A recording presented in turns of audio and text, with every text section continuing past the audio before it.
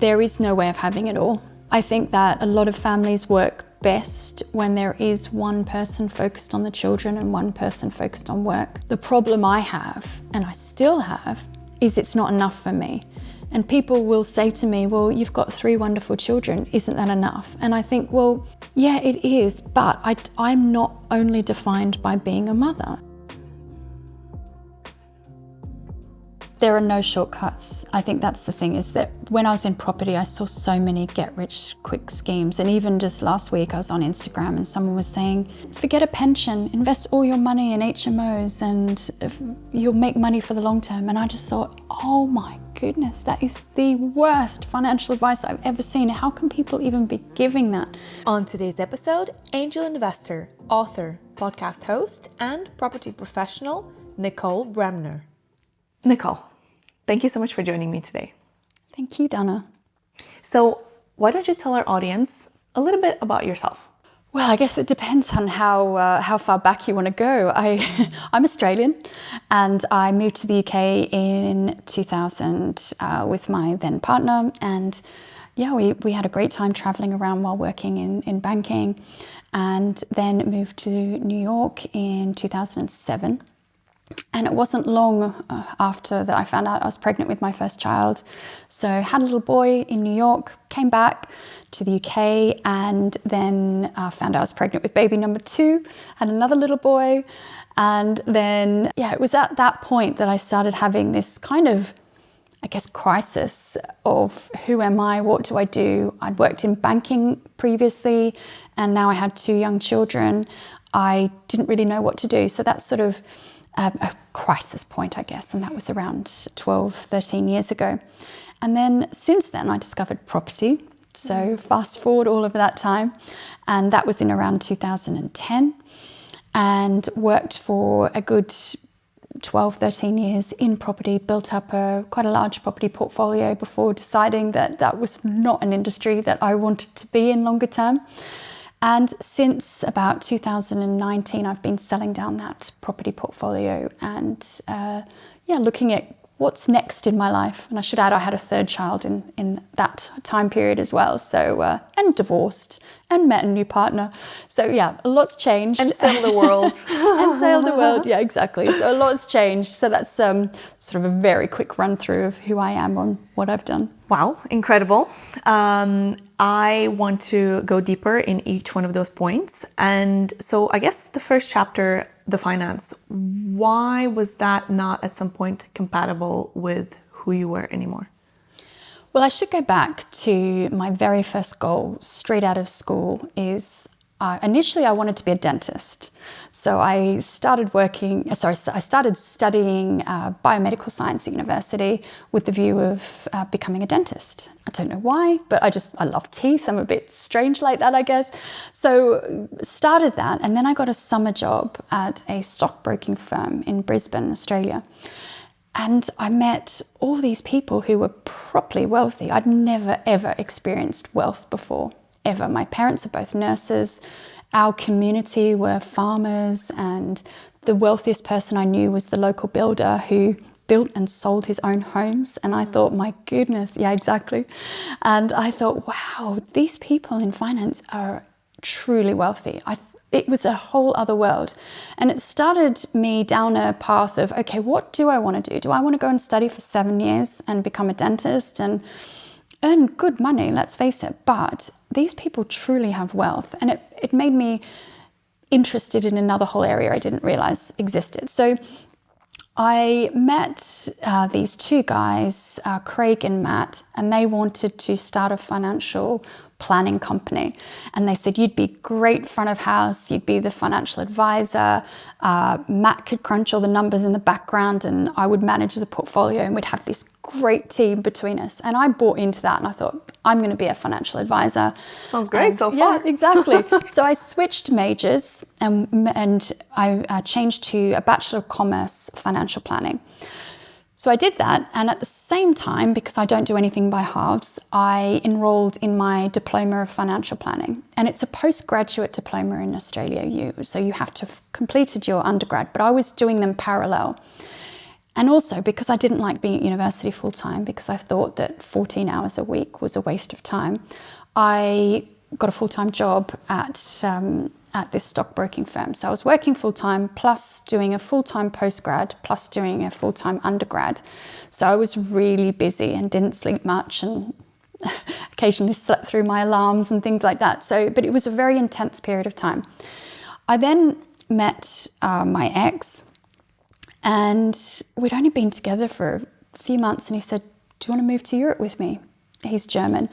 And I said, "Yeah, absolutely." So I hadn't quite finished my university or my diploma, moved over, and thought, I'm going to work in financial advisory. That's what I'm going to do. I'm going to be an investment advisor. This is what age? So this was 22. Okay. Hi everyone, today's episode is sponsored by Momo Kombucha, my favorite non-alcoholic drink together with water. I've now been drinking Momo Kombucha for around 6 months, and I really love their product because they're healthy, they're delicious, they keep coming out with these new flavors and limited editions. Watermelon that I tried recently that I was obsessed with. So if you want to try Momo Kombucha and you haven't yet, feel free to use the discount code ISTHISIT15 to get a 15% discount off your first order. Moved to the UK, and the IFA industry, as I realised it was called, was completely different in the UK. It hadn't professionalised yet. So there were a lot of insurance brokers who were selling products. There was no relationship building that I could see. There was no long-term wealth planning. It was very much behind the Australian system, and my qualifications were not valid at all in the UK. No. So I just thought, oh my goodness, I'm going to have to start all over again. But I finished them both, and I became the youngest ever qualified financial advisor in Australia, having never used my qualifications. Wow. So it was a shame, but I then entered into banking, and I worked for some top companies like Bank of America, and they were then bought out by Morgan Stanley. I worked for Credit Angestand, which was then bought out by Bank Austria. And then I worked at Capital, which at the time was the largest fund manager in the world. So along with Fidelity, I should say. So yeah, had an interesting career in banking and finance. When we moved to New York, I then got a returnship with Goldman Sachs, and that was an interesting 3 months. I started work on the 15th of September 2008, which is the day that Lehman Brothers collapsed. So I sat at my desk just thinking, oh my goodness, my contract is not going to be renewed, as I watched the news with all these bankers just taking their boxes out of Lehman Brothers. So it was a fascinating time just to see all the red of all the stock prices and all the news flow, and just the craziness that was going around us at that time. Some people killed themselves, I remember. Yeah, they did. It was a really horrible time, and my ex and I were just saying, right, our money's only protected up to a certain amount. Go open bank accounts everywhere and put money everywhere so that it's protected in case the banks all start collapsing. So I did that, and he just said, right, I want to get back to Europe. I don't feel like we need to be here. Exactly. So we moved back, and he was at Merrill Lynch. So Merrill Lynch then was no longer, it got bought out by Bank of America. So yeah, it was a really tumultuous time. And as I said, I'd had our first child in New York, and then I found out I was pregnant with the second child. And that was a really difficult time because I had these two little boys, 16 months apart. So I had two in nappies, and it was really difficult. And I went through this whole period of, okay, well, who am I? What am I? What do I want to do? And my ex had a really big job. He was not home very often, and that was fine. That was the agreement we had. He worked whatever hours he wanted during the week. Weekends were for the family. And I thought it worked quite well, actually. And although he's my ex, so I guess that's another topic. Yeah, so then that's when I started looking at other things. And while I was in New York, I'd started teaching knitting classes at a local knitting shop because I'd learnt as a child, and I was really into baking, and cupcakes were a big thing. So I did a little blog on Not Another Cupcake. So I tried all these little things. Nothing took off. Perhaps I'm always behind the curve. That's my issue. Or ahead of the curve. Oh, I don't know. I had a cupcake phase. I was baking cupcakes left, right, and center, bringing them to all my colleagues, on my gym, everywhere. Exactly. Too many. Yeah, please. Funny? That was that whole, mid 2000s, wasn't it? Yes, it was. Exactly. So I tried all these different things, food blogging, and nothing really worked. But also at that time. But when you say worked, what do you really mean? You mean financially took off, or? Yeah, nothing really got traction. I did, at one point when I was doing photography, garden photography specifically, I did get a trip to New York to the High Line to photograph and write an article on that. It never got published, but I still got the trip, which was lovely. Maybe my photos or my writing were not up to scratch. But anyway, that's, nothing just really, it didn't click. It didn't feel right. It didn't seem, I couldn't identify with it and say, this is who I am.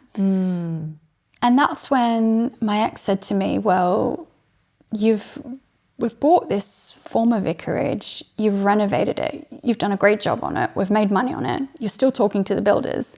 Why don't you do this again? Why don't you think about property? And I didn't know anything about property. My parents had always bought and renovated and sold their own properties while living in them. Because they were nurses, they didn't have much money, so that was a way of boosting their income. Apart from that, I didn't know anyone that did it. So I just started researching, and I found a house, and this was in 2013. So in Hackney, in central East London, property prices had just started going crazy, and that happened to be the place I lived. So I was able to just get so much local intel about the area. I knew every street, I knew every property, what they'd sold for, what their condition was, and I kept these spreadsheets. Because you were looking online, or because you were speaking to people? And I was walking the streets, so I got to know all the estate agents, and I just got to know, I spoke to everyone about properties, and I put these big spreadsheets together of all these investment appraisals. So I really got to know the area, and I think that was key. I knew my area inside out, and I knew every single property. So I found a house, and my offer was accepted. It was a probate property, which meant it took a little while for us to be able to get into it and start the renovation. Did the renovation and sold that, and we made so much money on that property. It was incredible. So bought it for 1.1, we spent around, I can't remember all the numbers off the top of my head, but we ended up selling it for 1.865, and I think we made roughly 565,000 after tax. So one thing I will say is I was starting with a big chunk of money, and I've been very clear on that. I wasn't starting with 100 grand and trying to buy properties. I started with 1.1 million and was able to turn that into, 1.6 million once you sold and added the profit to it. So it was. And that's over how long of a period? That took about 15 months, so from the time we bought through the time we completed the sale, it was about 15 months or so. That's incredible. Yeah, it was good. But again, it's a lot of property people get lucky because of the cycle and then internalize that luck and think that it's skill. And I did that. I hold my hand up. I thought that I was skillful because I then did a few more exactly the same. And each time the profit shrunk because the market was becoming more mature and saturating and prices were not going as crazy. So every single time the margin shrunk. But I still internalized those wins and said, look how skillful I am. I'm making all this money out of something. And for me, that was my identity. And then we started crowdfunding and raised 6.43 million in crowdfunding. Whoa. And all of a sudden... How does that work? So I felt really passionate about it because, let's step back. So I started speaking at all these different events, saying, look at what I'm doing, buying these houses. How did you get there? How do you get to that point? How do you get from, okay, well, let me try, in fact, doing something else rather than my own house. You did this project. Did you do it alone? Did you do it with your partner? Did you do it with, a team of other people? How did you vet them? So the first project that I did, Lentor Road, which you can see on my website, NicoleBremner.com, if you want to go and have a look back through my portfolio. So that one I did on my own. As I said, my partner was working really long hours. So I don't know if he even went into it until we were invited there by the new owners for their housewarming party. No way. Yeah, lovely French couple. I don't think he ever stepped in it. So it was done with my builders, but they were very much on a contract. And they just got paid. They were employees. Okay. They were employees actually further down the line, not just contractors. So that was very much on my own. I had an architect who I relied on to help me with interiors as well and give me a bit of guidance, but it was very much on my own. The second one I did was with some friends. They put up half the money and we split half the profits. The second one was the same. The third one was the same. The fourth one was with another investor. So the first one I did all alone. After that, it was with investors. So at which point did you decide, okay, well, let me go and start teaching about this, I guess, or speaking about this? When did that happen for you? I started posting, I guess, on various property chat forums about what I was doing, and people were curious. And what made you post there? I wanted to find a community because I guess I was feeling quite lonely, because when I left to go to New York, I had a big group of friends. We used to hang out all the time. I came back with a baby and I'd left all my mummy friends that I'd made in New York, and I loved them dearly and we had this beautiful friendship. I left all of them and came back to London, and not everyone had a baby. And so I kind of lost touch with the friends that didn't have children and had to make new friends again. And I guess I wanted to find that community of like-minded individuals, especially women, in property. And the best way of doing that was going out looking for them. And so I did. And I found this whole women in property and women in business and property, these types of groups. And I very much plugged into that and started going along, started meeting other women who were doing what I was doing or wanted to do what I was doing. And that was rewarding, actually, to meet these other women. More on that later. However, at the time, it was lovely. So they'd asked me to speak at their events, and I was petrified, which again is a whole other avenue. And in the end, I managed to speak at these events and do, I guess, well enough to be invited to speak at others. And that's when people started coming up to me and saying, how do we get involved? How do we invest in these? People work and invest in people they know and like. Exactly. And I would find that after an event, I'd have queues of people there saying, can I work with you? Can I invest with you? And I, as someone who was FCA regulated in my banking environment, I knew that I could not take their investment. I could with one or two people, because otherwise it would be a collective investment scheme, an unregulated collective investment scheme, and they're illegal. So I knew I couldn't take their money. And then my mortgage broker at the time, he introduced me to Simple Crowdfunding. And they were just at the beginning of their journey. And they had FCA regulation in order to set up these pooled investments.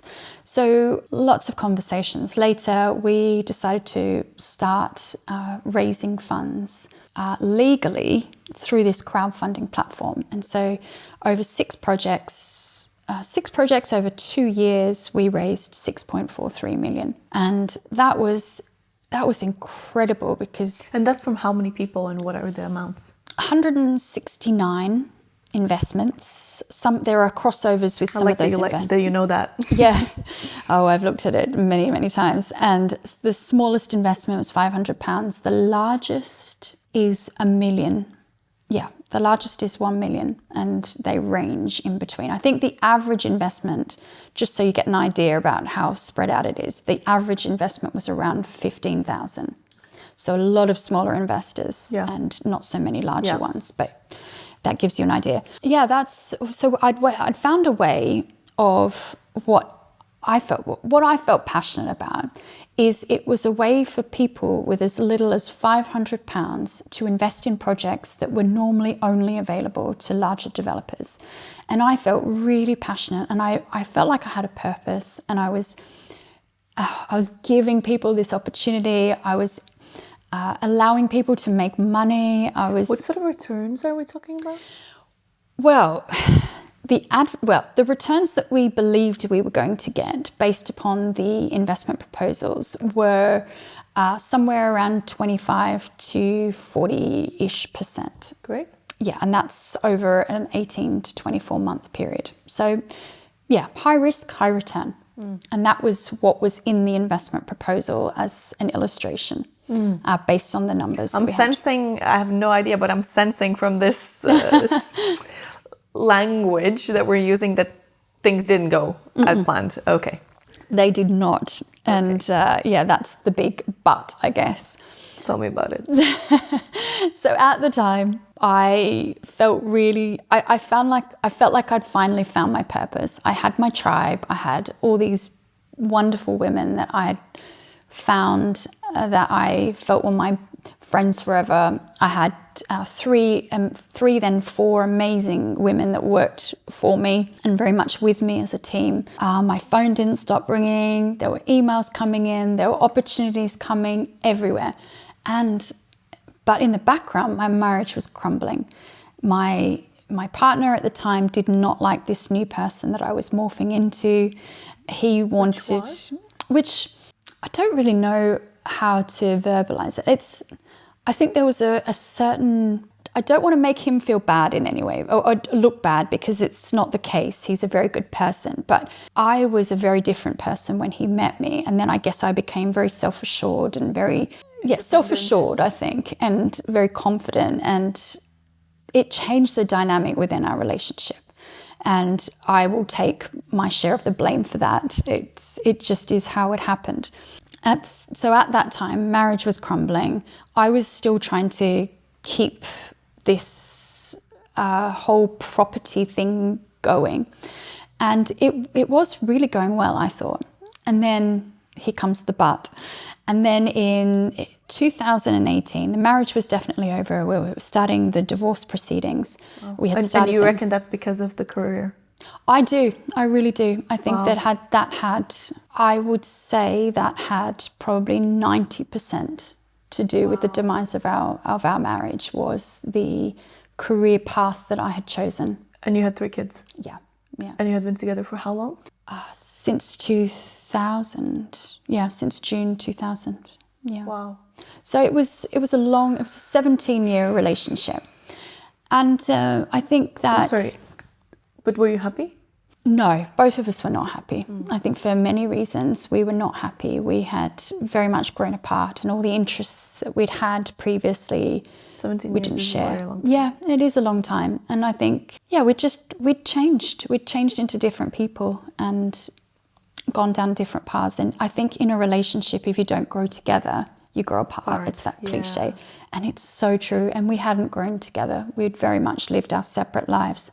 And do you think that's because, he had this very strong work commitment, and so maybe you didn't have that much time to spend to have the time to maybe talk about the paths where you can grow together? Or, I'm just thinking that it's really quite tragic if it is work that in the end of the day separates a marriage of 17 years, but it sounds like there was underlying, personality differences that were growing over years. So what do you think was the reason, or could it have been prevented? And if so, how? Yeah, I think it could have been prevented. However, at the core, we just did not share any interests anymore. So the things he liked to do were not the things that I liked to do. And I loved going on yoga retreats, and he did not like yoga. He liked going to the gym and lifting heavy weights. I had in the past, but I didn't anymore. I loved going running. He did not like running.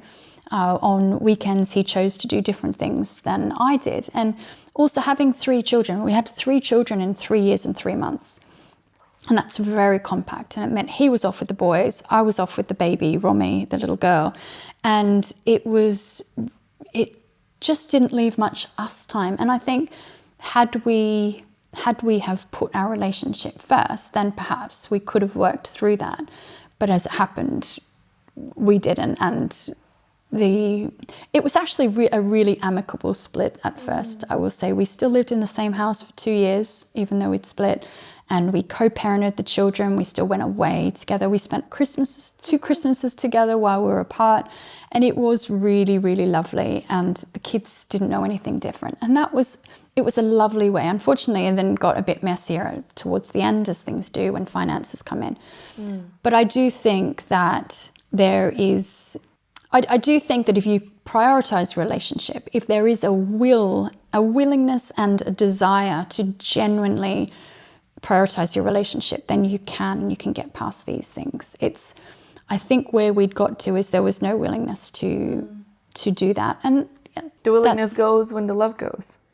Yeah, I think so. And I think there's also that question, is there something better out there for me? Is this really the life that I want to live for the next 20, 30, 40 years? And I think both of us got to that point where we thought, well, actually, this is not the life that we want to live.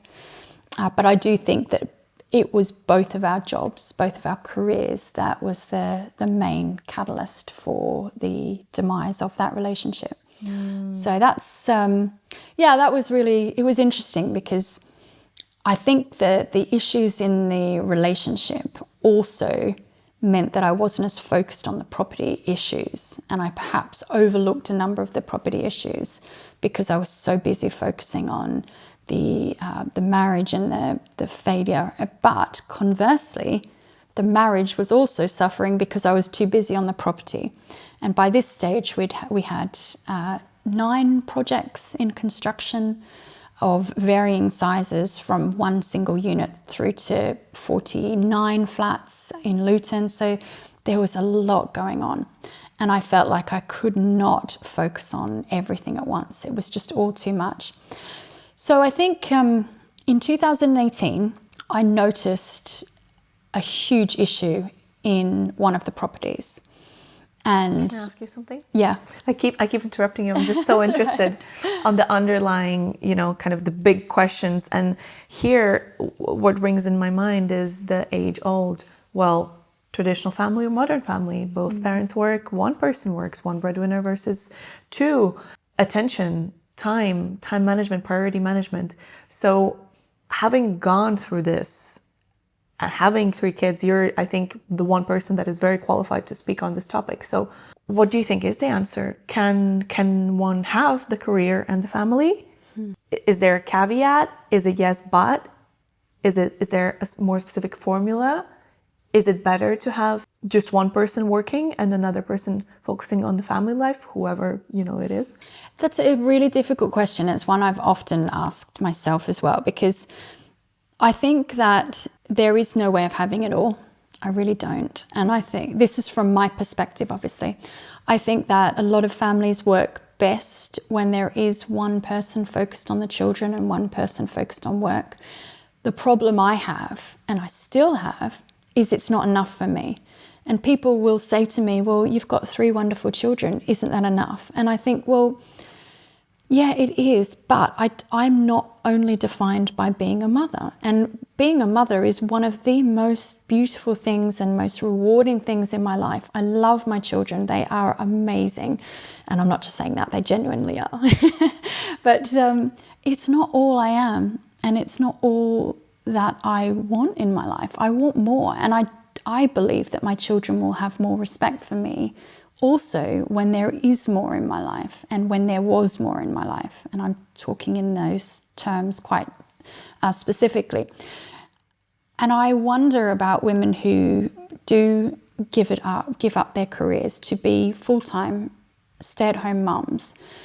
And I wonder how their children feel about them compared to mums who go out and work. And it's a really difficult question. And I think that it also, why does it matter?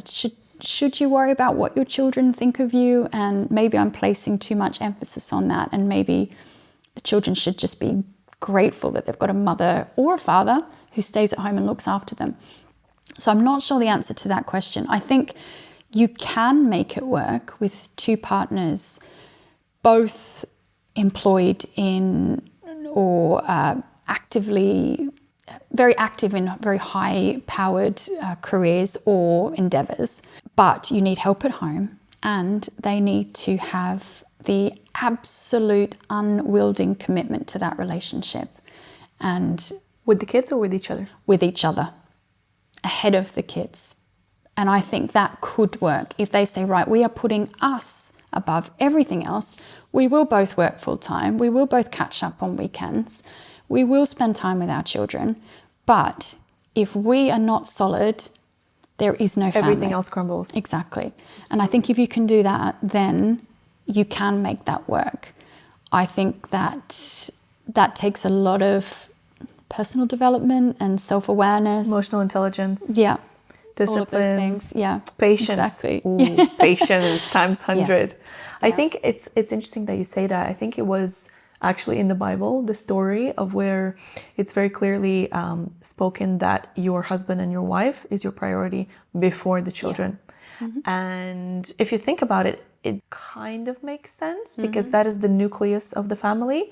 And their strong relationship is the one that then ensures the well-being of the kids as well. But somehow in our culture, I don't know where it came from, but it's very, very popular and very strongly, deeply ingrained, this suffering / hero syndrome of I'll absolutely give everything. I'll give up my life. I'll give up my identity. I'll give up everything for my kids. And it's very celebrated.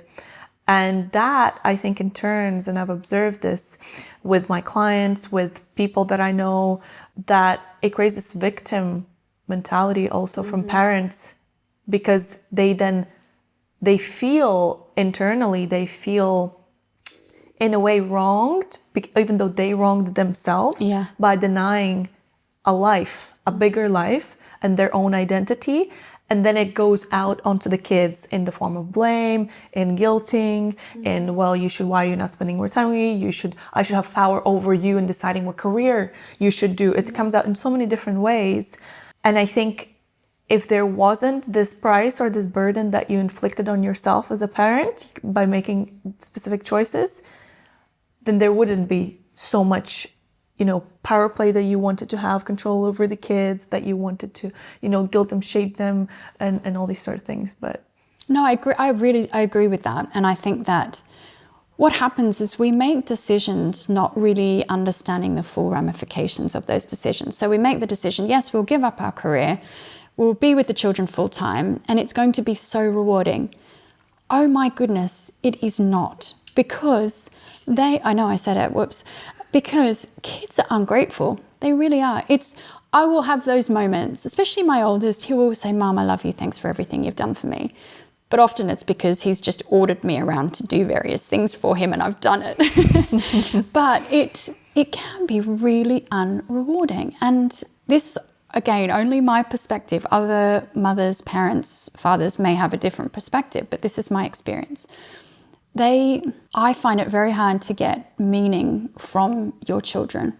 And I think I think it has to come from inside, not from an external path, if that makes sense. Even if it's your child. Even if it's your child. They are not you. They have their own free will, and they will exercise that free will from a very young age. Yep. My 12-year-old absolutely tore me apart this morning because of my outfit and some other issues around a house which she wants us to buy. And I said, you don't understand. You don't understand the financial issues around that. You don't understand this. And I said, and what's wrong with my outfit? And my goodness, it's so hard to internalize that. And then I think, she's 12. Why am I even listening to that? I wouldn't listen to a 12-year-old normally. So it's very difficult. I wanted to come back to the point that you made about the parents being the nucleus of the home. And I could not agree more. I think that if you've got this strong nucleus, this strong core, then it makes all parts of that family stronger. Where that falls apart, however, is in second relationships and blended families. So in a blended family, and again, this is just from my... Can you explain what that means? Yeah, so when you then build a home with a new partner who has their own children, and you've got your own children, and you're living in this blended way, with a mother, stepfather, step siblings all together, and even half siblings, it becomes really different. And you almost have to put your children first ahead of that relationship, because they're the innocent bystanders in this. They didn't ask for their family home to be blown to smithereens. They didn't ask for this. They're collateral damage. And so your focus changes. And I didn't realize this was going to happen. And when I met my partner, he said to me, I've done this before. Him and his ex-wife both had children from when they were very young. They came together and they started their own family. And he said, you're going to have these feelings. You're going to have these very primal feelings of protection towards your children against me and against their step-siblings. We're not married, by the way, but step-siblings. You're going to have these protective feelings. It's natural, but just be aware that you're going to have them. And oh my goodness, is he right? Their father could tell them off for something, not a problem. He can tell them off for something. What are you doing telling my children off? How dare you tell my children off? And then I think, who are you? Oh my goodness, yeah. What gives you the right to tell my children off? And then my children are, why is he telling me off? What right does he have to tell me off? And it's, oh my goodness, this is true. This is really, really difficult. And so it's been a huge, huge learning curve for me. And I've had to suppress my primal instincts to protect your child from this outsider, while knowing that that outsider has their best interests at heart. So that's a whole other area that's really, really challenging, but is becoming more prevalent in our society, is this whole idea of introducing a new partner and new children into the mix. And even I was talking to some people who are older than us, and they've got children who are in their 30s now, and they don't have any children together, but they've got their own children. And they said it still doesn't stop. It's still, when they're making decisions about perhaps financially supporting their children or looking after the grandkids, there's still this primal instinct within you to look after your own children. Your own blood. Exactly. And it's fascinating. And you don't have that with the father of your children, because he is their blood. And it's a whole area I didn't even know would exist. And it's just opened my eyes to this whole other layer of complexity. Wow. I mean, in the end of the day, we are who we are, and We're we animals. are animals. Yeah, I was just going to say. And then everything else is a much later stage, is a much thinner layer. But the core of us is that protect what's yours. Exactly. And it comes back to self-awareness and being aware. And I think that if you're aware that this is going to happen, you can catch yourself in these moments. So good that you have a partner that had gone through all of this and could warn you, forewarn you. Yeah. So it's a whole other thing. But so there you go. Marriage and relationship advice. Wow. Very, very interesting. On this topic also, this is something that my clients often come and speak to me, especially when they have kids, is the identity. Mm-hmm. So as a woman, the act of having children completely changes everything forever. Your life has changed forever. So this transitioning from I am this person, I have my friends, I have my boyfriend or husband, I have my job or whatever, I'm working on. And then all of a sudden you become a mother, and all of a sudden the number one priority becomes the kid for 9 out of 10 people at least. And the changes in your schedule, in your sleep, in your health, in your preferences, in people you see, everything changes overnight. Yeah.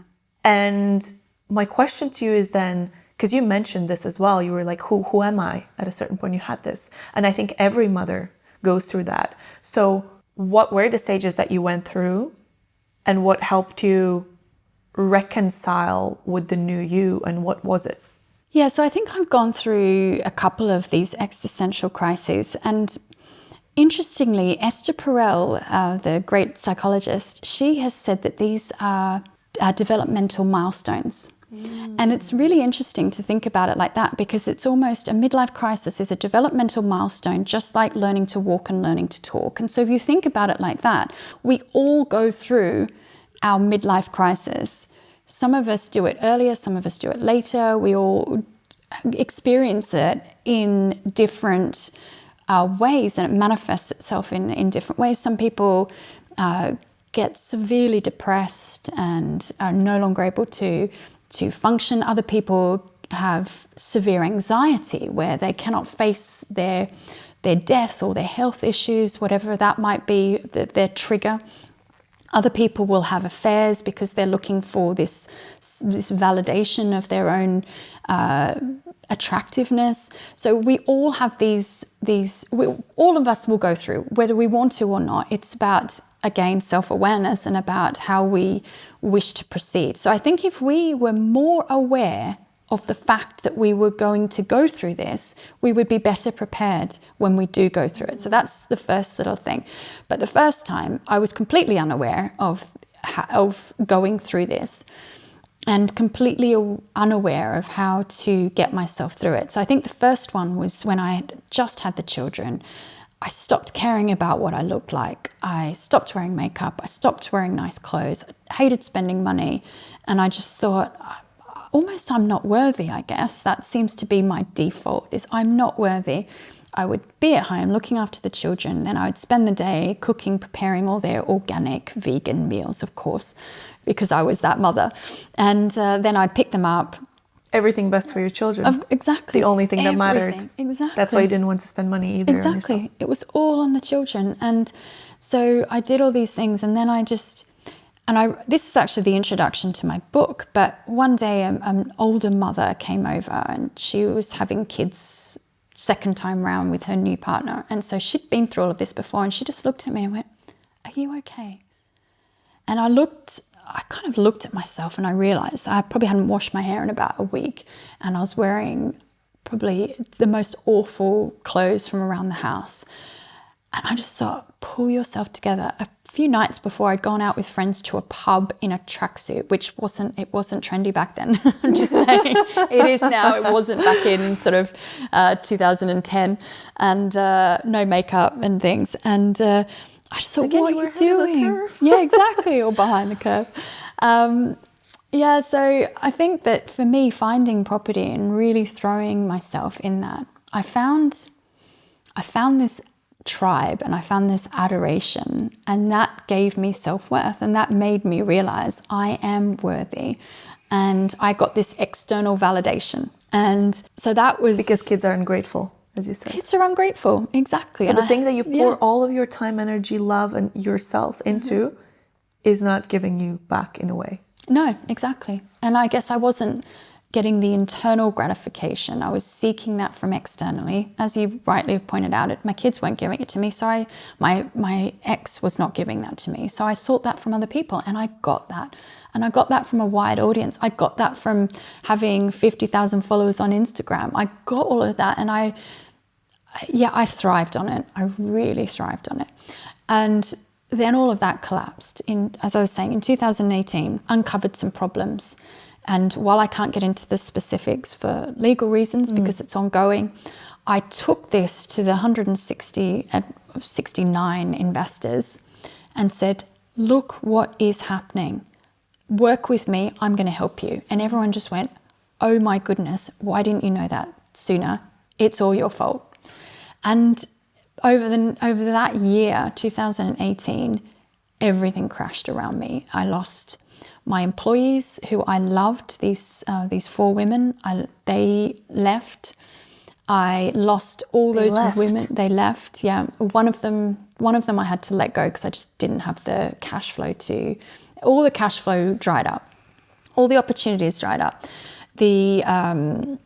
All of these women who we were sisters in property and women in property forever, they did not want to know me. They were just, no, get away from me. You're contagion. Oh, no. And so that all collapsed. So I lost all of that. Every revenue generation opportunity dried up. Everything left. And so I was back at even, I think, a worse position than I was before, because no marriage.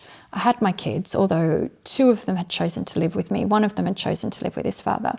So I felt like my whole family life had just been blown apart. My career and my identity, my friendship group, everything had just been blown apart. So I was right back at that beginning. Who am I? What do I do? And then that sort of took us through to the end of 2019, and then the pandemic hit.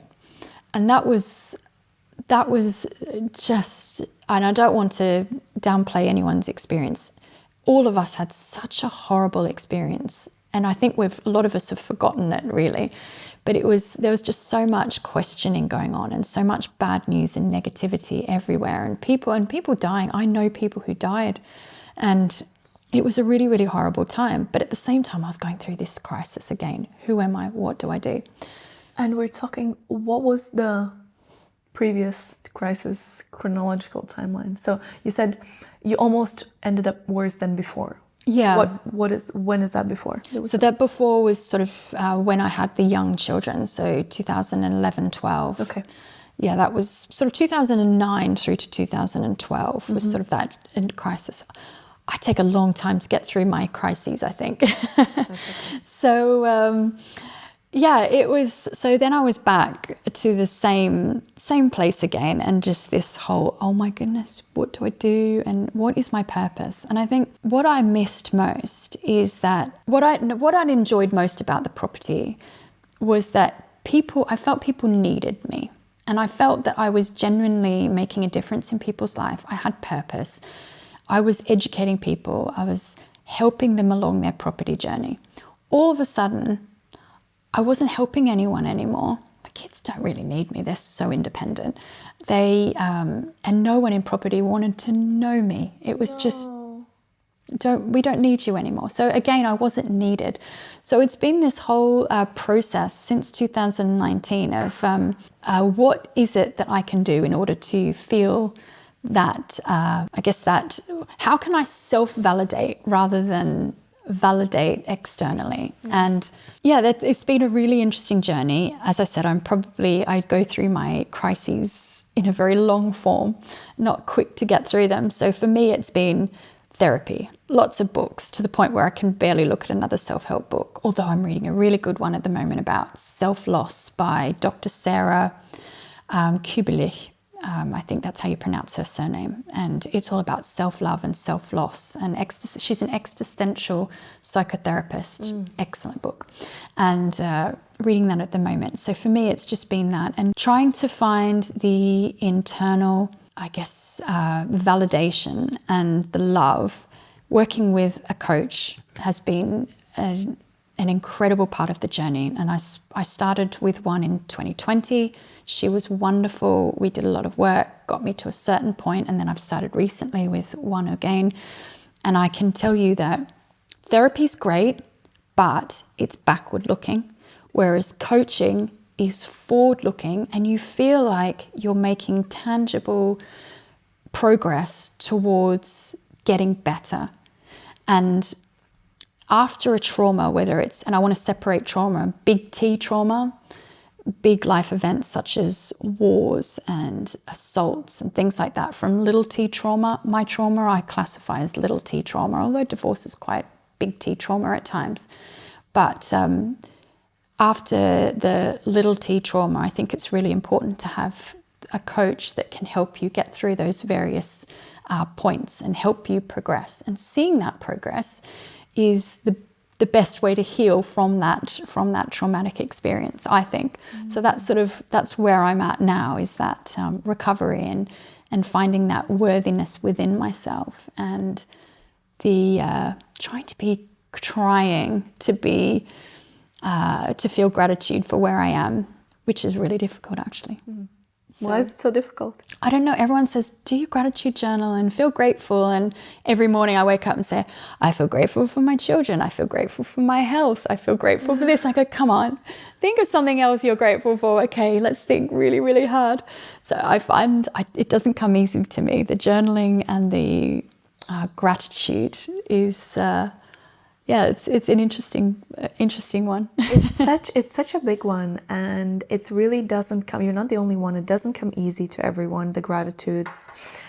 I think it's about finding the right formula that works for you. So one way is, trying to do this in the morning one way, and that works well for me as well. It goes in cyclical, it goes in phases. Is before I fall asleep, literally the last things that I say as I drift off is some good things about today, or generally, like you said, like I love my hair that's white, I like my green eyes, I love my mom that's so smart, I love that The Little Prince, the book, because it brought me so much joy. And it can be, completely whatever, but actually thinking about completely like random, unique things does help because it evokes an actual emotion.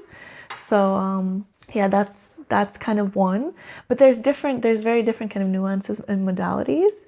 Journaling is definitely another one. Thinking about other people is another one. So, maybe a friend or a parent or a kid, and linking that to a memory that always kind of teleports you a little bit. But anyway, I went into the coaching mode, but you're very right. I'm so glad that you actually shared that, because people that have not ever worked with coaches, they don't quite understand it, and it's often very mixed with therapy. But you are exactly spot on. Therapy is absolutely amazing. It's so important for so many people, but it is very backward looking. Yeah.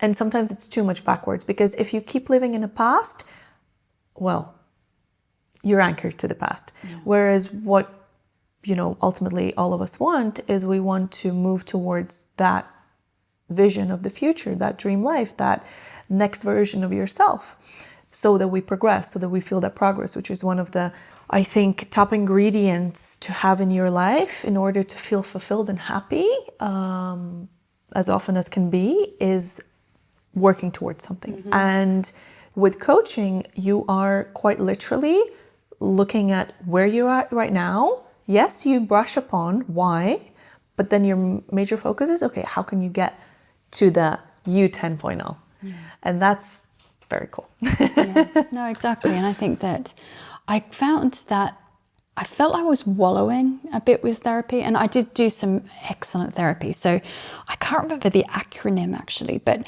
I did some really interesting eye movement. I think it's EMDR with a therapist, a psychologist actually, and Dr. Linda, and she was so good. And it reprograms the neuropathways within your brain. So you can have things that really trigger you. And for me, when I was going through the worst of the worst and of that little T trauma, things would just trigger me, and I'd think about them and I'd just well up and I'd be so angry or so upset.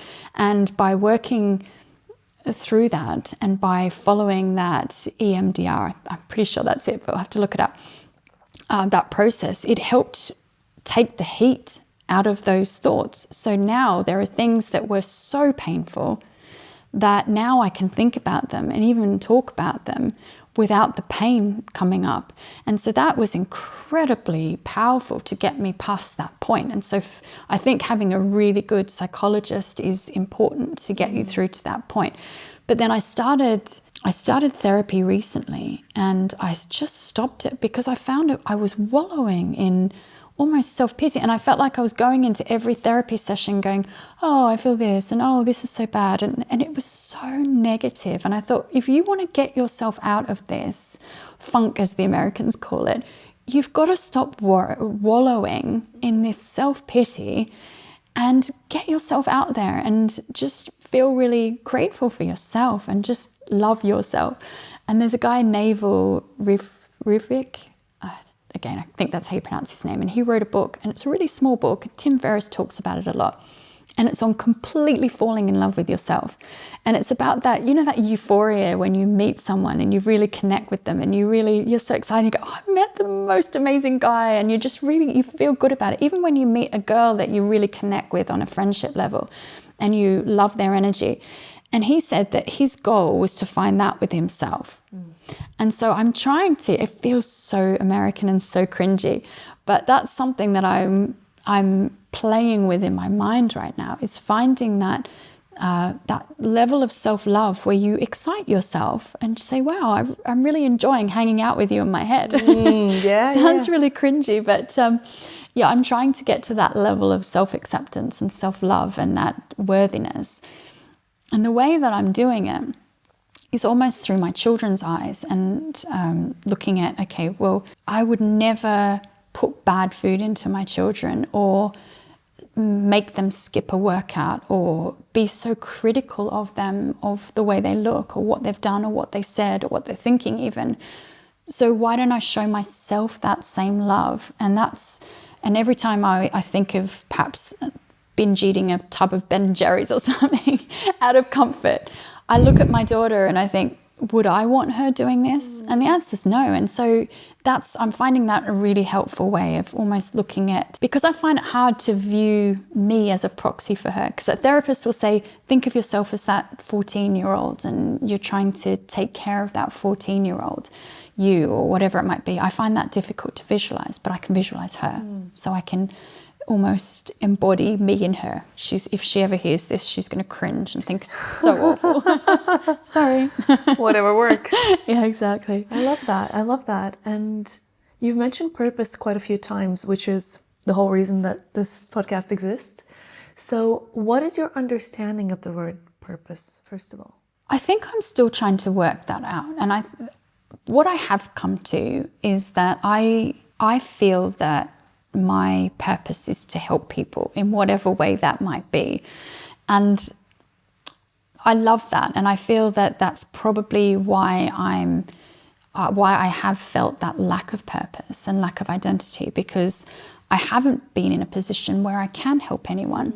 And when I do up all my strengths, when I look at all the various personality traits, my biggest strength's love, and I love people. That comes with its own weaknesses, such as that I'm overpowering and I think people should do things my way. But hey, that's you've got to take the good with the bad, right? I'm loving and I love and I care about people. And so for me, it's been really important to find that purpose. So where that's actually led me is almost full circle back to the very start of my career into financial advisory.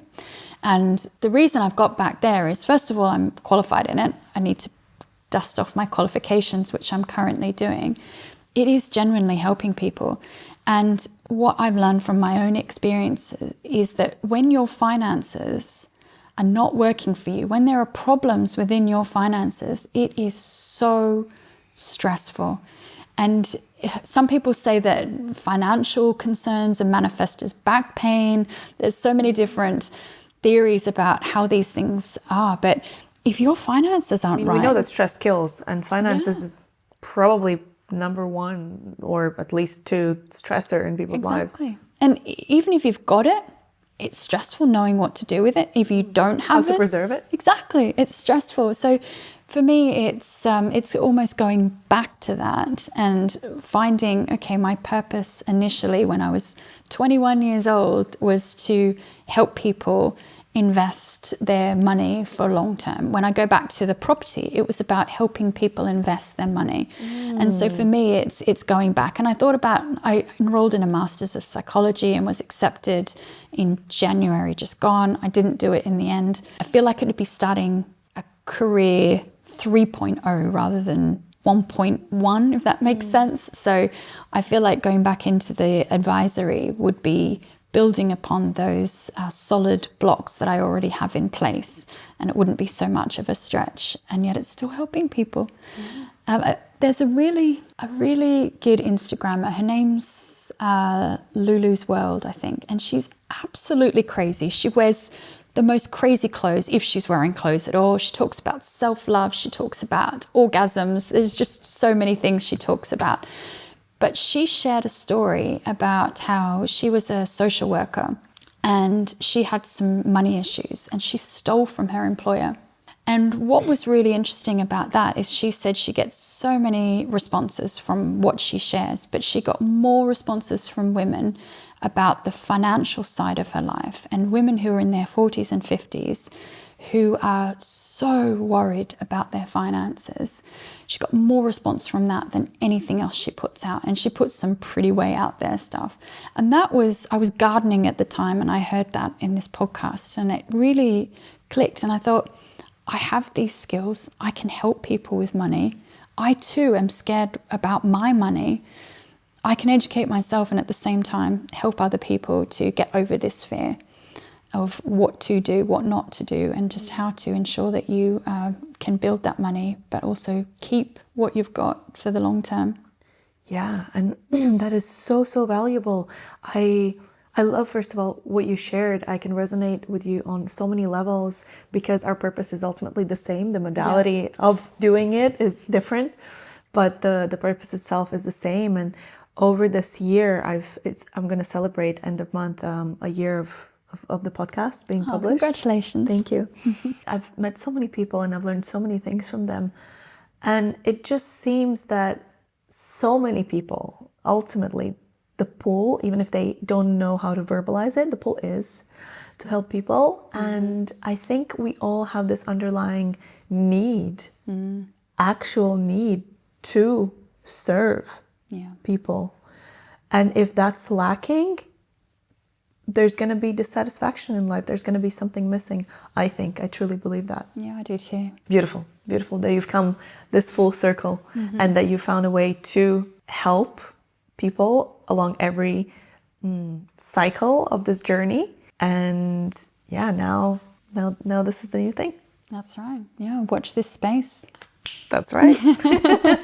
Okay, well, I mean, I'm also interested in the same topic that you are, and since we are on it, what would be the first things that people should look at in order to fix their finances or improve their financial situation? There are no shortcuts. I think that's the thing, is that when I was in property, I saw so many get-rich-quick schemes. And even just last week, I was on Instagram and someone was saying, forget a pension, invest all your money in HMOs and you'll make money for the long term. And I just thought, oh my goodness, that is the worst financial advice I've ever seen. How can people even be giving that?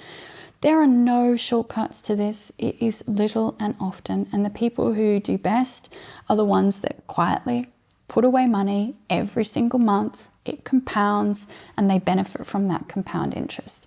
So I think that's the first thing, is don't be afraid of your money, and just start small and look at your short-term requirements, your medium-term requirements, and your long-term requirements, and invest according to those. It's really easy to look at the inflation currently at over 6% and think my money needs to be invested in something that's going to earn me over 6%. But this inflation is only short term. It is coming back down. So what I'm trying to say is, don't take all your short-term capital and lock it away in something generating you more than, hopefully more than 6%. Because that's a short-term view. Make sure you've got your 3 pots, your short-term, your medium-term, and your long-term. The long-term, you lock away for a long period and hopefully it earns more than inflation. Your medium-term should be keeping up with the current rates of inflation. Your short-term, it may not keep up with inflation, but let's just say something really serious happened and you needed healthcare.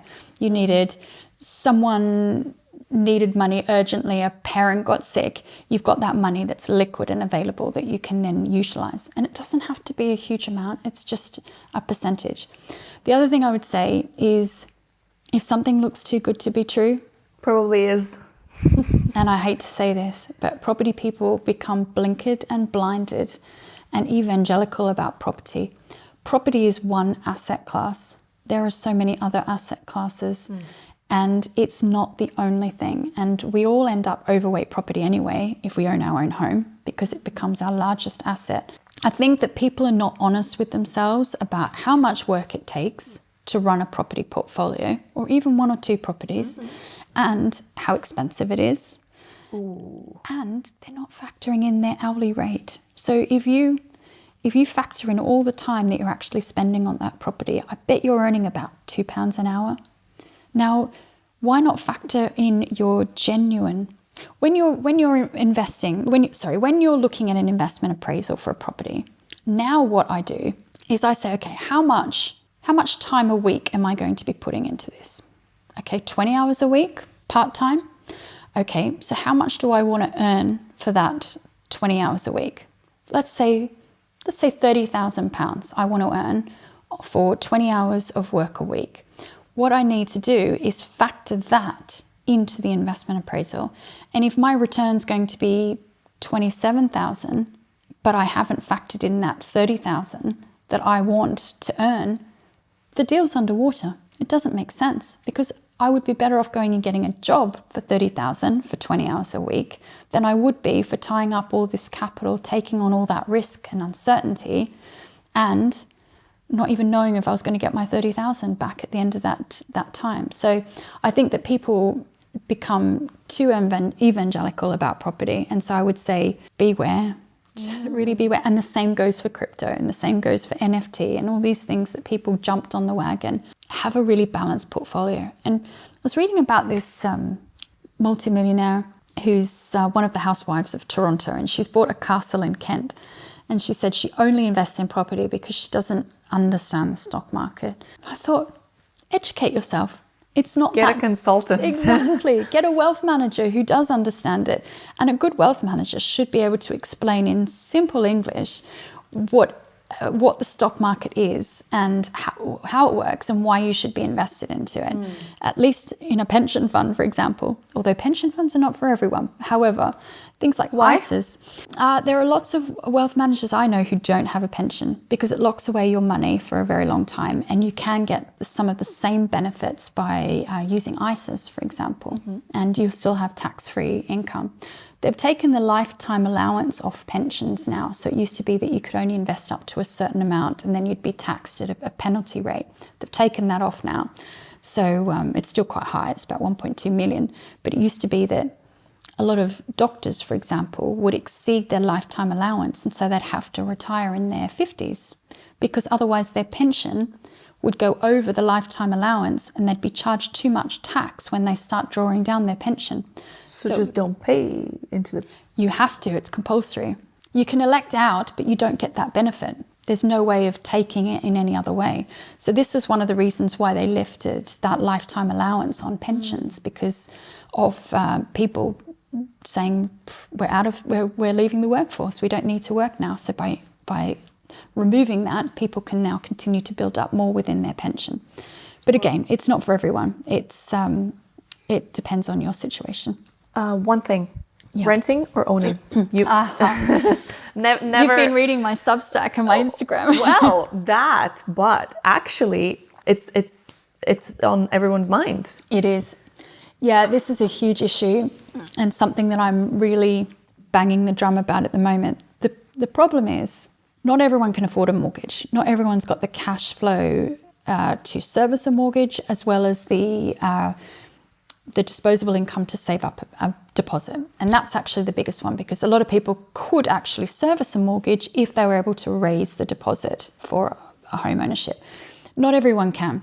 I used to believe that renting was a great idea because it gave you flexibility and it allowed you generally to live in a place that you otherwise would not be able to afford to live.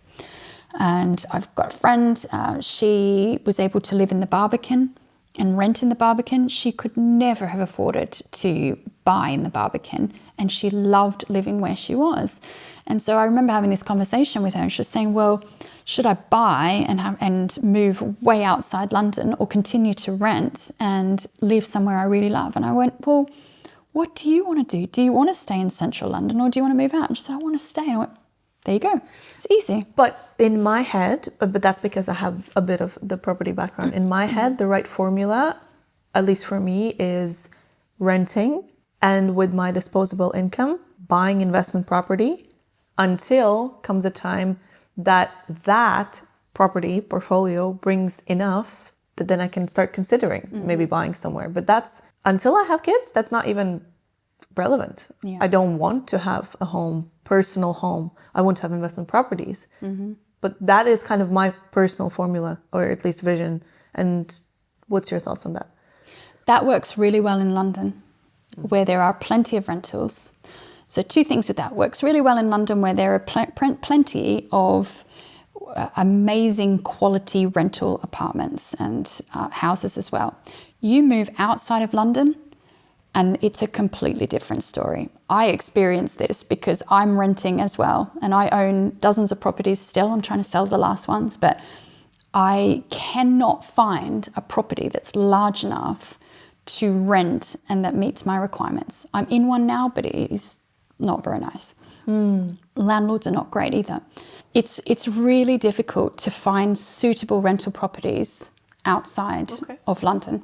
The second thing is, at the moment, rents have gone up, 12% year on year, and it's pricing so many people out, and homes haven't increased by that amount. They've actually gone back about 5%, while rents have increased. So you're finding that if you're not on that property market, if you've been renting, and you're in rental accommodation, then your expenses are just going through the roof, which means you're less likely to be able to afford to buy a property because more of your disposable income is going on rent. Plus, mortgage rates are so high that people are often priced out of being able to afford a mortgage.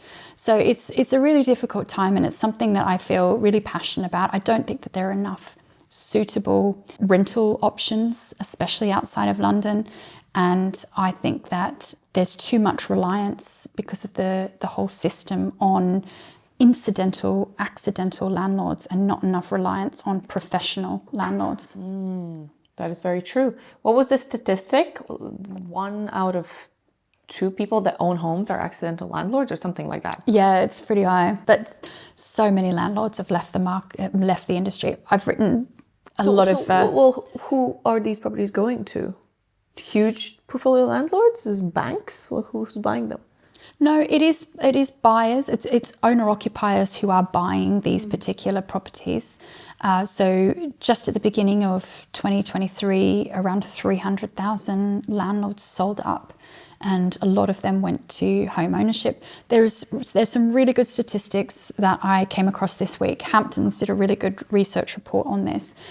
And every year, so there are 43% fewer rental properties in July 2023 as there were in July 2019. So that's why your rents are going up, one of the reasons, because there's just 43%. That's huge. And I've written out the actual numbers on my Instagram. So I can't remember off the top of my head, but I think in 2020, 190,000 buy-to-let properties were sold and only 143,000 or so were bought, which means that all of those properties left the rental market. The good news is owner-occupiers bought them. The bad news is renters don't have those available to them, and so that's why rents are creeping up. And I just think that we're getting more of a divergence between the wealthy and the not wealthy, the haves and the have-nots when it comes to property ownership. I guess a good thing to ask is, talking about cycles, where are we at with the cycle right now? This is an interesting question, and it's something that I've been thinking about just in the last few days, because again, back to this Hamptons research, they see that rents will continue to rise by 25% over the next 2 years. Huge. There are fewer properties in the market because so many landlords are selling up. Mortgage rates seem like they've topped. I don't think that they're going to go much higher. Inflation seems to be responding now. It seems to be dropping. I don't think we're going to see 6% mortgages. 6% Bank of England base rate. I could be wrong, but let's wait and see. So previously I thought, no, now is not the time to get into property. It's terrible. And everyone keeps saying to me, oh, there's so much more pain to come. But actually, it's looking quite positive. And when you think about the great financial crisis of 2008, people who were buying in 2009 and 10 did really well. I bought in 2009 and I'm selling that property now for a ridiculous amount of money because I rode that wave and then I rode the next wave. So I think that it's starting to look quite good for property. I hate to say, because I'm quite anti-property these days, but it is starting to look quite interesting. I'd say rather than jump in, it's keep an eye on this. Okay, very interesting. I mean, since we're on the topic, what was the the peak of the portfolio ownership, I guess, number? I saw some figures on some other podcasts. They were saying something about 100 million. I don't know if that's completely out there. What was the 0 to how much was actually that you got to within that, how many years of property journey? Yeah, so from 2013 until 2016, which was the peak of the portfolio, 2012 to 2016, I had started at 1.1 million, so I didn't start at nothing, and I had increased my share of property. I owned a share of 120 million GDV, so I didn't own 120. Yeah. I don't know what my value was. It might have been 20 odd million, but my share of the portfolio, I had a share of a property portfolio with a GDV of 120 million. So that's been misconstrued quite a lot. And I have to... Glad we cleared it up. Exactly. And the current value of that, and a lot of them have been sold, but the current value is much less. That was, at the time, that was backed by valuations from surveyors. But the market's changed completely since then. That was peak. That's still incredible in 4 or 5 years' time. Yeah, it was. It was too aggressive and too much in hindsight. You reckon that was the downfall of that project or portfolio? It's that it was too much too quickly. Yes, absolutely. So I guess the takeaway point from my experience is go slow. Go very, very slow. It is a marathon. It's not a race, that cliche. Just go slowly. And is it because of the thing that we mentioned earlier, which is keeping your eye on the prize? So whenever you take off your eye of the marriage, of the business, whatever it is, it suffers. So it was just purely not being able to follow up or have control over so many projects at the same time. That was the problem. Yeah, again, there are some legal issues, so I can't answer fully. But yes, I think that you're right. It was just taking my eye off that I think it was being too trusting. I think I trusted. I figured there would be something like that. Yeah. And I think that naturally I'm a trusting person. I want to trust people. And it's even now I find myself wanting to trust people and then think, why are you trusting people again? You've been banned. But that's who I am. I see the good in people, not the bad. And I want to believe that people are intrinsically good, when what I've found out is that some people are not. Most people are, but there are small people that are not. And you just have to be wary. And I said this in another podcast recently, and the host just went, but trust no one. And it's because what you've got to do is make sure that you've got the documents in place and the contracts in place. It's like us. We came into this and I could have said, don't worry about signing a waiver for your podcast. I'm going to let you release it. And you're going, okay, fine. And then me ringing you up tomorrow and going, actually, I've changed my mind. I don't want to do that anymore. You trust that I'm not going to do that, but you make me sign a form to make sure that you don't have to rely on trust alone. And that's what I mean when I say don't trust anyone. Write up that prenup, write up that cohabitation agreement, write up the shareholders agreement, set out the expectations, and then if something goes really wrong, it's all written there and you have something to go back on. Amen to that. Again, I resonate 100% with what you're saying, because I'm that person. Like, I'm that trusting person. I see the good in people. So it's like I'm looking at a mirror right here. Mm-hmm. But equally, I think there's a saying in Russian. It goes, доверяй, но проверяй, which means trust, but check. Yeah. So I think you don't absolutely need to lose, and you shouldn't lose that beautiful heart that's trusting.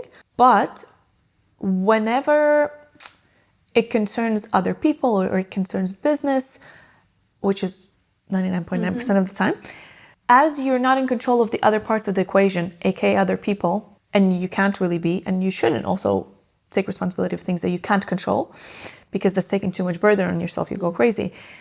That's why there's contracts. So it's not that you don't trust the person, and anyone that tries to guilt trip you into that, I think, is manipulative. Mm-hmm.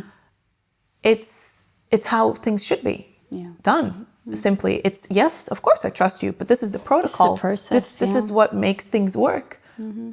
Imagine if country was running on a promise I don't think so. No, no, exactly. So it's goodwill meeting common sense, I think. I wanted to ask you also about it's clear to me that you are getting rid of your property portfolio, right? So what are you then investing in, the funds that you're liquidating? I am investing in, or rather just putting them towards something. Yeah. So I'm investing in unit trusts at the moment in the stock market, and I'm going to buy a family home. That's something that's high on my list. My kids have found one that they love, and they keep nagging at me every single day to buy this particular house. Working on it. So that will be a big chunk of money. And then the rest of it I'm investing. So I've got unit trusts, I've got ISAs, I've got some premium bonds. I've got some various things that I enjoy investing in. I've also invested in startup companies, and this is another whole other topic that maybe we'll have to touch on next time. Yeah. But I've made about 3 investments so far. Yeah, I've made 3 investments so far. One didn't go so well and is no longer running. The other 2 are going really, really well, and they're companies that I genuinely believe in, the founders.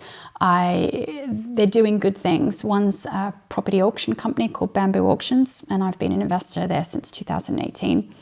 And the other one is Terrible, which is it started life as a music merchandise company and is now, it has so many other branches. They manage tours for bands and things like that. So they're just really good people. And then I'm looking at another investment at the moment in the investment space. So that's something that I'm working on now. But to me, it's about backing brands and backing people that I really believe in and that I think are genuinely making a difference. So yeah, that's exciting. But I think the boring stuff first. So foundations, stable foundations, exactly. And then the fun stuff, the cherries on the cake. I wanted to briefly touch upon also the lifestyle. So you're sailing with your partner all around the world. You have free time from what it sounds.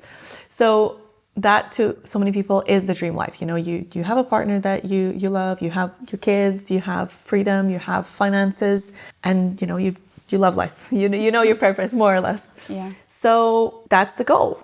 So I guess my question to you is, what things had to happen in your life and in your mind for you to come to that place? Do you know, I don't think this more leisurely lifestyle comes naturally to me. I very much come from a background where I love working. I thrive on the high intensity of working hard, and I always did in banking. I did when I was studying multiple things. So that it doesn't sit well with me, this leisure, and I find it really difficult to turn off when summer comes and be on that boat and be present in that moment. And it's something that I'm really working on. After 5 seasons on the boat now, what I've realized is I need a project. Otherwise, I sit there in the moment, unable to enjoy the moment and just thinking, I need to do something. What am I doing? Why am I not doing this? So for me, by having a project that I can focus on, as well as being in the moment, is the perfect balance for me. So that's an interesting thing that's come about from this. But I think it's been a difficult learning for me to realize that there is nothing more important than freedom. And that's the freedom of your time, the freedom of your place, and the freedom of your finances. And when you have those 3 freedoms in place, then you've genuinely got freedom. And running your own business and working for yourself gives you that freedom of time, where you don't have someone else telling you what you need to do with your time. Apart from your children, you've got various demands. The fortunate thing that I have in my life, and I feel very grateful for, is that freedom of finances. And if I wanted to fly first class everywhere, I'd run out of money pretty quickly. And so that's thankfully not something that I have on my vision board. But if I want to take 2 months off every year and go sailing, it's actually relatively low cost, and I can do that, and it enables us to see the world in a way that we otherwise wouldn't be able to do. So I'm really fortunate, and I feel very grateful that I've got that. And then there's just that, it just gives you the full freedom by having those 3 freedoms of place, of time, and of money. What about the human equation in that? What do you mean by that? Well, I guess another fundamental cornerstone of well-being that has definitely crystallized over the work in coaching and podcasting and observing life is that there has to be the human connection. And so I guess the freedom of relational Yeah, and community. choice and community, and you have family, you have a partner. Some people don't have that. So how do they manage that aspect? Yeah, it's an interesting one because I felt very lonely when I left London and moved to Kent, and I had a very tight-knit network in the de Beauvoir area where I lived, and I'm still really close to my friends there. We go skiing every year together in February. We're planning I think this is our 4th trip together now, and I love them dearly. So it was very difficult to uproot my life and those people or away from those people.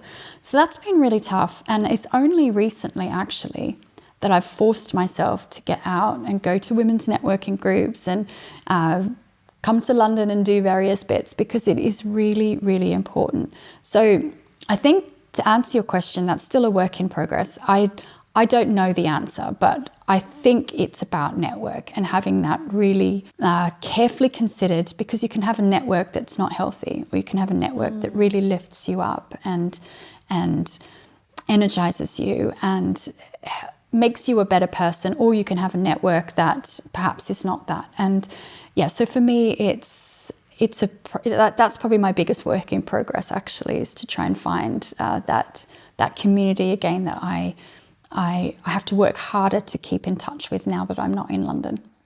Well, I think you're already so well off in that whole equation, because you have this fundamental, right? You have the people that are closest to you, you have your family, you have your partner. So the rest is very important, but it layers on top of that, I think. Yeah. It's tricky from personal experience, because I've moved countries several times, and each time I've spent about 5-6 years in those countries. And so of course, you make new friends, and that is home. And it's beautiful because each time I go back to those places, it feels like home. So I have several homes. It's so nice. But equally here, still my best friends do not live in this country. And so that's always, and my family, my sister's here, but my parents are back in Latvia. So it's always a tricky one. And when you're doing a lot of things, you're quite busy, so you don't have time to think about it too much. But there are definitely some moments when you're like, stop. Yeah, it's like, where's everyone? Or rather, why am I here where there's not everyone? Yeah. You can feel lonely in a relationship, and you can feel lonely with children. And that's a really interesting thing to be aware of, is that, so you can be in this place and think, why am I lonely in a house full of people? And so again, I think it's about external versus internal, and being comfortable with yourself and at peace with yourself. But Nicole, thank you so much. I thoroughly enjoyed this. And as a last bonus question, I will ask you one thing I ask everyone. What's your recipe for happiness? Oh dear, can you tell me, and then I'll know. I think I'm still trying to work out that recipe for happiness. And I think that it's more about being content rather than being happy, because I think you can be content with your lot in life while having a lot of bad stuff going around and not being necessarily happy. So I think it's contentment more than happiness that I'm searching for. And I've tried to explain this to my children as well.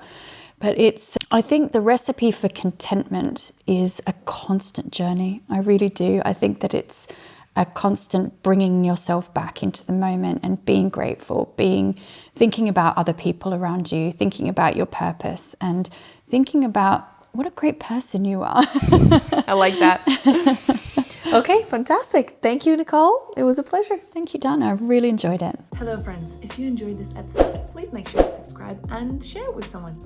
I would love to hear your feedback and suggestions as to what guests you would like to see on the show next. See you next week.